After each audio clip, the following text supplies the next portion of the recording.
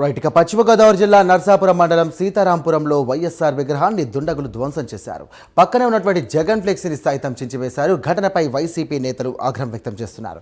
ధ్వంసమైన వైఎస్ఆర్ విగ్రహానికి పాలాభిషేకం నిర్వహించారు కార్యకర్తలు, నాయకులు. ఇక దుండగులను గుర్తించి కఠినంగా శిక్షించాలని వారు డిమాండ్ చేస్తున్నారు. ఇక పోలీసులకు వైసీపీ నేతలు ఈ సందర్భంగా ఫిర్యాదు కూడా చేశారు.